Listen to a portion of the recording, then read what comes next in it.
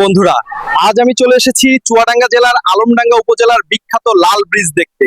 এই ব্রিজ শুধু একটি ব্রিজ নয়, আলমডাঙ্গার ঐতিহাসিক লাল সেতু ব্রিটিশ আমলে নির্মিত হয়েছিল এবং 1909 সালে উদ্বোধন করা হয়েছিল। বন্ধুরা, এই ব্রিজটার কিন্তু অনেক ইতিহাস। আলমডাঙ্গা লাল সেতু ব্রিটিশ আমলে নির্মিত একটি রেল সেতু, যা কুমার নদের উপরে অবস্থিত। এই ব্রিজের রং লাল হওয়ার কারণে এই নামকরণ করা হয়েছে। এই ব্রিজটি বাংলাদেশের স্বাধীনতা যুদ্ধের একটি মর্মান্তিক ইতিহাসের সাক্ষী, কারণ এর পাশে আলমডাঙ্গার বৌদ্ধভূমি অবস্থিত।